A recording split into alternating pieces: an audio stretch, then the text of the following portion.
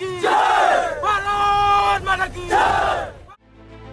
नमस्ते, सदा वत्सले मातृभूमि। जय हिंद दोस्तों क्या रहा दिन भर स्पेस और डिफेंस के गलियारे से, चलिए एक एक करके जान लेते हैं। डिफेंस कॉरिडोर में पब्लिक सेक्टर की बड़ी कंपनियों की नजर कानपुर में है। HAL ने कानपुर सहित 3 स्थानों पर जगह देखी है, जबकि भारत डायनेमिक्स लिमिटेड ने यहां पर 500 बीघा जमीन की मांग की है। इसके अलावा निजी सेक्टर की 5 कंपनियां भी यहां पर डिफेंस उत्पाद यूनिट लगाएंगी। इन सभी कंपनियों ने डिफेंस कॉरिडोर का काम देख रही UP expressway industrial development authority यानी कि यूपीडा से जमीन की मांग की है। यूपीडा के वरिष्ठ अधिकारियों ने बताया कि HAL ने कानपुर के अलावा झांसी और लखनऊ में जमीन देखी है। कानपुर का दावा ज्यादा मजबूत है क्योंकि यहाँ पर पहले से ही HAL का एयरक्राफ्ट डिवीजन है, जहाँ समुद्रिक निगरानी और गश्त, सैनिक परिवहन और पैरा जंपिंग में एक्सपर्ट डॉर्नियर 228 विमान बन रहे हैं। डॉर्नियर का सिविल एयरक्राफ्ट भी यहाँ बन रहा है। विमान की एसेसरी यूनिट बनाने की फैक्ट्री इलाहाबाद में है, यानी कि प्रयागराज में है। तेजस के लिए HAL को यूनिट का विस्तार करना पड़ेगा, इसीलिए यहाँ पर जमीन की मांग की जा रही है। मिसाइल और गोला बारूद बनाने वाली सार्वजनिक क्षेत्र की कंपनी भारत डायनेमिक्स लिमिटेड ने भी झांसी, कानपुर और लखनऊ में जमीन देखी है। Bharat dynamics limited helicopter maintenance और रिपेयरिंग की बड़ी यूनिट लगाने को इच्छुक है, लेकिन कंपनी की पहली प्राथमिकता आगरा है। अगली खबर BSF को लेकर आ रही है। BSF फ्रंटियर के G ब्रांच की कमांडेंट दिनेश मुर्मू ने संभाल ली है। कमांडेंट दिनेश ने कहा कि वे छत्तीसगढ़ के कांकेर और नारायणपुर जिले में तैनात फोर्स की सारी बटालियन और COP की विजिट कर चुके हैं। कमांडेंट मुर्मू का मानना है कि फोर्स में काम करने वालों के लिए चैलेंज हर जगह है, लेकिन चैलेंज को स्वीकार कर उसे पूरा करना BSF बखूबी जानती है। यही वजह है कि देश की आंतरिक सुरक्षा की जिम्मेदारी BSF के कंधों पर ज्यादा है। अगली खबर भारत के फर्स्ट ज्वाइंट कमांड को लेकर आ रही है। फर्स्ट ज्वाइंट कमांड इस व्यवस्था के तहत सेना, वायुसेना और नौसेना की एक तय यूनिट को एक थिएटर कमांड के अधीन करना है। इन कमांड्स का नेतृत्व तीनों सेनाओं में से किसी का भी अधिकारी कर सकता है। सेना में लंबे समय से चली आ रही थिएटर कमांड की खबरों पर अब विराम लगने वाला है। मामले से जुड़े जानकारों का मानना है कि एयर डिफेंस कमांड और मैरीटाइम थिएटर कमांड मई में लॉन्च होने जा रही है। आपको बता दें कि मौजूदा हालात में भारत, चीन और पाकिस्तान दोनों ही दुश्मनों का सामना कर रहा है। ऐसे में सेना सुरक्षा हालातों के मद्देनजर अपने संसाधनों का बेहतर ढंग से इस्तेमाल करने का विचार कर रही है। हिंदुस्तान टाइम्स की रिपोर्ट के मुताबिक 2 कमांड्स की स्थापना को लेकर अभी सत्यापन का कार्य जारी है। अथॉरिटी, कमांड, नियंत्रण ढांचे और बजट को लेकर चीजें ठीक की जा रही है। प्रयागराज में आने वाली एयर डिफेंस अप्रैल में स्थापित होगी। यहाँ तीनों सेवाएं एयर डिफेंस रिसोर्सेज को नियंत्रित करेगी। एयर डिफेंस के पास हवाई दुश्मनों से सेना की संपत्तियों को बचाने की जिम्मेदारी होगी। इसका कमांडर भारतीय वायुसेना का 3 स्टार अधिकारी होगा। वहीं मैरीटाइम कमांड का हेडक्वार्टर करवर में पश्चिम कोस्ट पर होगा।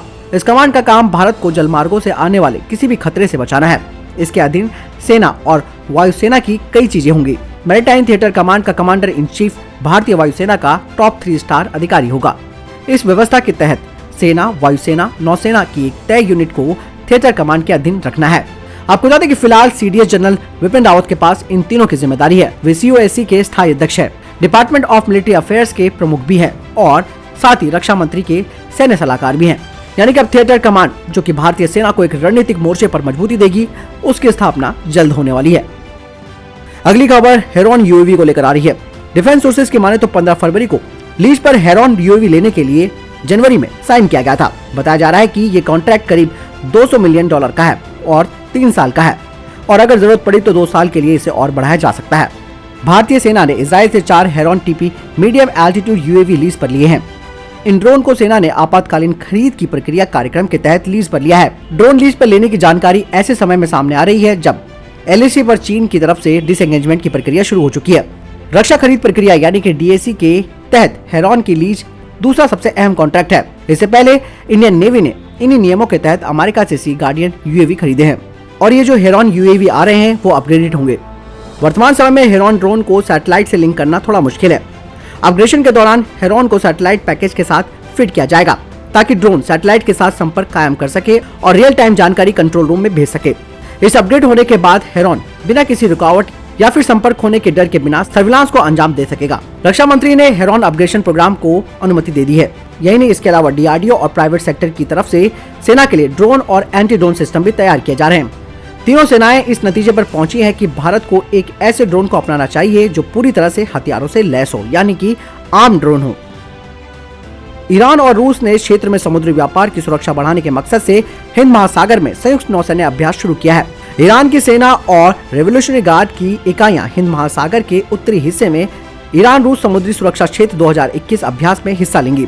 ईरान के मुताबिक रूस का एक डिस्ट्रॉयर पोत, एक अन्य पोत और हेलीकॉप्टर ने अभ्यास में हिस्सा लिया है। वर्ष 2019 के बाद से रूस और ईरान दूसरी बार संयुक्त अभ्यास कर रहे हैं। वर्ष 2019 में दोनों देशों के साथ चीन ने भी 4 दिवसीय अभ्यास में हिस्सा लिया था।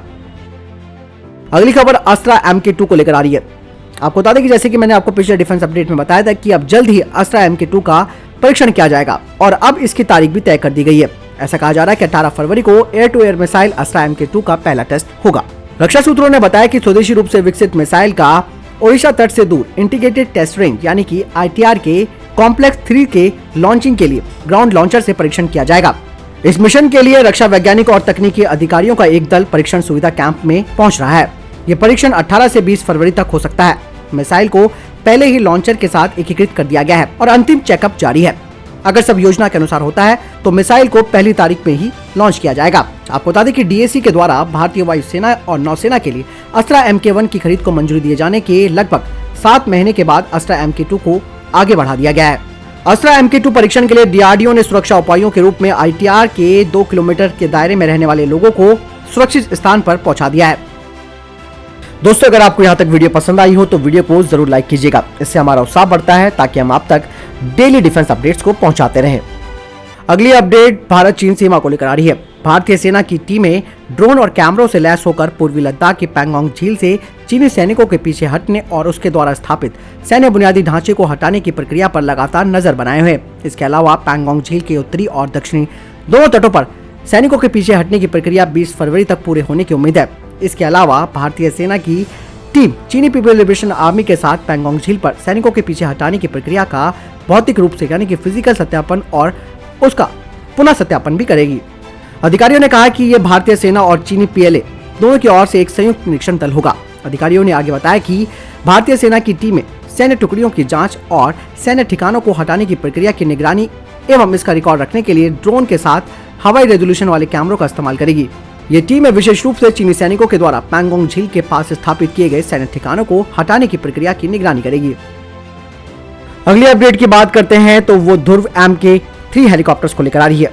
HAL ने भारतीय नौसेना को 3 MK3 एडवांस लाइट हेलीकॉप्टर और 2 भारतीय तटरक्षक को दिए हैं, जिनमें anodyne electronics manufacturing corp AEM loud speaker system के साथ इन्हें लैस किया गया है। आपको बता दें कि AEM ने ALH के लिए 700 वाट का पब्लिक एड्रेस सिस्टम तैयार किया है, जिसमें 6 बेल स्पीकर एरे विशेषता है, जो कि HAL ने एक कस्टम भारी माउंट का उपयोग करके इंटीग्रेटेड किया है। AEM का लाउड स्पीकर और सायरन सॉल्यूशन उनके ऑपरेटिंग वातावरण में काफी सफल साबित हुए हैं। AEM लाउड स्पीकर प्रणाली के अलावा मल्टी मिशन ALH विमान में अन्य अत्याधुनिक मिशन उपकरण जैसे कि मेडिकल इंटेंसिव केयर यूनिट यानी कि MICU, high intensity search light यानी कि HISL और सर्विलांसिंग रडार सिस्टम आदि कई सारी चीजें शामिल की गई हैं। HAL में rotary wing research and design centre के मुख्य डिजाइनर ने कहा कि लाइट कॉम्बैट हेलीकॉप्टर के बाद भारत का पहला मल्टी रोल अटैक हेलीकॉप्टर भारतीय सेना और भारतीय वायुसेना से ऑर्डर प्राप्त करने से कुछ हफ्ते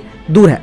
वे आने वाले महीनों में लाइट यूटिलिटी हेलीकॉप्टर कार्यक्रम को फाइनल स्टेज तक ले जाने से काफी उत्साहित है, लेकिन उससे पहले 13 टन का medium lift Indian multi role helicopter यानी कि IMRH को बनाया जाएगा। 3 अलग अलग हल्के हेलीकॉप्टरों के विकास और प्रमाणन के साथ कई IMRH के विकास में HAL की क्षमताओं पर कोई संदेह नहीं है, जिसका उद्देश्य Mi-17 जो हेलीकॉप्टर्स है उनसे इन्हें बदलना है, जो 2028 में रिटायरमेंट होना शुरू हो जाएंगे। Mi-17 रूस के द्वारा निर्मित है और ऐसा कहा जा रहा है कि IMRH अगले 2 से 3 सालों में भारत सरकार से औपचारिक अप्रूवल प्राप्त कर लेगा। अगली खबर पाकिस्तान को लेकर आ रही है। आतंकवाद को पालने पोसने वाला पाकिस्तान अब और ज्यादा बैकफुट पर आने वाला है। टेरर फाइनेंसिंग पर नजर रखने वाली FATF ने पाकिस्तान को इन्हीं करतूतों के कारण पहली ग्रे लिस्ट में डाला हुआ है। इमरान खान के लाख कोशिशों के बावजूद भी उनका देश जून तक इससे बाहर नहीं निकल सकेगा। बता दें कि पाकिस्तान इन दिनों अपने सदाबहार देश तुर्की की मदद से FATF की ग्रे लिस्ट से बाहर निकलने की कोशिश कर रहा है। FATF के कार्यकारी समूह की बैठकें 21 से 26 फरवरी के बीच पेरिस में होने वाली है।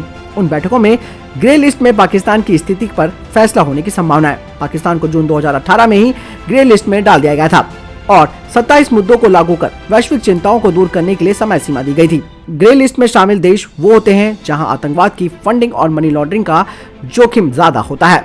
अगर FATF की इस बैठक में भी पाकिस्तान ग्रे लिस्ट में रहता है तो उसकी आर्थिक स्थिति और ज्यादा खराब हो जाएगी। पाकिस्तान को विश्व बैंक और यूरोपीय संघ से आर्थिक मदद मिलना भी मुश्किल हो जाएगा।